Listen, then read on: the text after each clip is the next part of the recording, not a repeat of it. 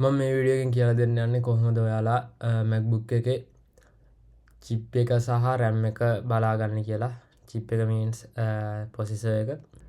පළවෙනියටම අපි කරන්න ඕනේ MacBook එකේ RAM එක බලා ගන්න. ඔයාලට මෙතන පේනවා Apple icon එක වම් පැත්තේ අයිනම. ඒක උඩ ක්ලික් කරලා about this Mac කියන එක උඩ ක්ලික් කරන්න. ඔයාලට පේනවා මෙතන MacBook Pro එකේ ඔයාලට chip එක memory එක serial number macOS එක මෙහෙම ඔයාලට බලා ගන්න පුළුවන්. so තව දුරටත් ඔයාලට information දැනගන්න ඕන නම් more info උඩ click කරන්න.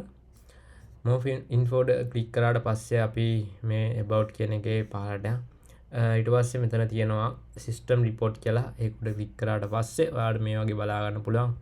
hardware යටතේ ඔයාලට පුළුවන් RAM එක බලා ගන්න මෙන්න මේ memories කියලා එකක් තියෙනවා. අන්න ඒක උඩ click කරන්න. එතකොට ඔයාලට පේනවා 16GB LPDDR5 manufacturer Micron කියලා. ඒ කියන්නේ DDR5 තමයි මේකේ මොඩල් එක. RAM එක 16GB. ඒ විදිහට ඔයාලට බලා ගන්න පුළුවන්. so තවදුරටත් ඔයාලට RAM එක කොහොමද use වෙන්නේ application වල use වෙන විදිහ බලා ගන්න ඕන නම් ඔයාලට ඉස්සෙල්ලා කරන්න තියෙන්නේ command එක සහ space එක එකපාරක් ඔබලා spotlight on කරගන්න.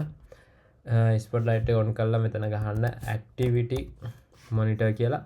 activity monitor කියලා ගහුවාම අර මෙතන පළවෙනිට බලා ගන්න පුළුවන්. ඒක උඩ දෙපාරක් ක්ලික් කරලා open කරගන්න. ඊට පස්සේ memories යටතේ අපිට CPU usage memories usage බලා ගන්න පුළුවන්. memories යටතේ ඔයාලට බලා ගන්න පුළුවන් කොහොමද memory use වෙන්නේ කියලා. ඔක්කොම details මේකේ තියෙනවා.